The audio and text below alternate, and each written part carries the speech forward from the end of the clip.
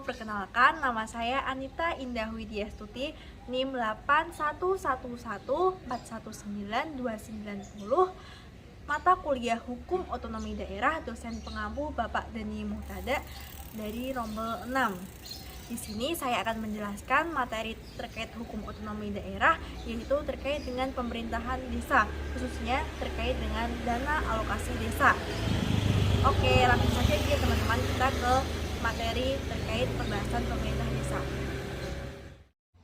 Halo, perkenalkan nama saya Anita Indah Widyastuti, NIM 8111419290, mata kuliah Hukum Otonomi Daerah, dosen pengampu Bapak Dani Muhtada dari Rombel 6. Di sini saya akan menjelaskan permasalahan pada pemerintah daerah khususnya terkait alokasi dana desa. Dalam pasal 72 ayat 1 huruf D UU nomor 6 tahun 2014 tentang desa telah menyatakan bahwa pendapatan desa salah satunya bersumber dari alokasi dana desa yang merupakan bagian dari dana perimbangan yang diterima kabupaten atau kota. Dan dalam kenyataannya di lapangan, ternyata pengimplementasian dari alokasi dana desa di Indonesia ini belum terlaksana dengan sebagaimana mestinya. Dalam kenyataannya, ternyata ada berbagai macam problematika yang terjadi dalam pencairan alokasi dana desa, diantaranya yaitu sebagai berikut. 1.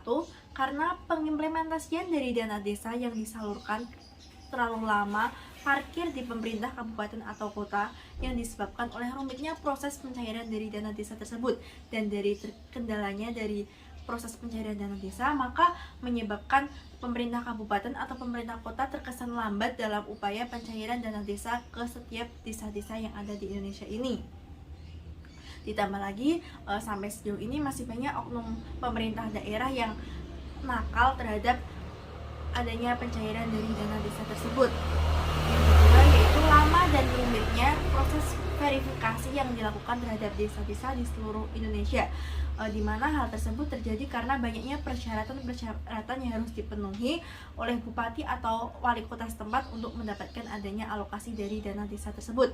Yang ketiga yaitu penggunaan dari dana desa yang masih terkesan kurang transparan dan kurang jelas, padahal pada hakikatnya adanya dana desa tersebut bertujuan untuk pembangunan pada desa yang bersangkutan. Yang keempat yaitu kurangnya transparansi atau keterbukaan kepada masyarakat luas, sehingga biasanya dari alokasi dana tersebut menimbulkan adanya rasa kecurigaan tersendiri pada masyarakat terkait dengan bagaimana proses penggunaan dan pencairan dari dana desa tersebut. Kemudian dari adanya berbagai problematika terkait alokasi dana desa ini, tentunya ada beberapa solusi-solusi yang dapat diterapkan di Indonesia. Yang pertama yaitu masih diperlukannya regulasi serta pengawasan dari pemerintah terkait dengan penggunaan serta pencairan dari dana desa tersebut, di mana dengan adanya regulasi tersebut diharapkan mampu mencapai suatu pengoptimalan dan adanya kepastian hukum. Yang kedua yaitu perlunya pelibatan masyarakat secara umum dan terbuka terkait dengan bagaimana proses pencairan dan juga proses penggunaan dari adanya alokasi dana desa. Yang ketiga yaitu perlunya perhatian khusus pada pembahasan Komisi 2, Komisi 5, dan Komisi 11 DPR RI dalam langkah pengawasan terhadap Kementerian Dalam Negeri, Kementerian Desa, PDTT, Kementerian Keuangan, Kementerian Perencanaan Nasional atau Bappenas sebagai mitra kerja komisi dalam kaitannya dengan alokasi dana desa.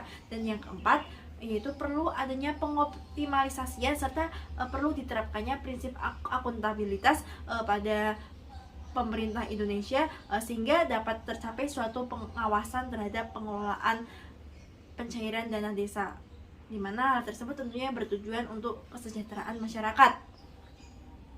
Dengan demikian maka dengan adanya pembinaan dan pengawasan pada pengelolaan dana desa ini diharapkan tujuan dari pembangunan adanya suatu desa di Indonesia ini dapat terrealisasikan dengan sebagaimana apa yang diharapkan, sehingga terciptalah suatu masyarakat yang sejahtera, di mana dengan pengelolaan desa yang efektif dan efisien sebagaimana apa yang diharapkan dalam Pancasila dan juga dalam UUD NRI tahun 1945. Sekian, terima kasih. Kurang lebihnya mohon maaf. Semoga bermanfaat bagi kita semua. Terima kasih.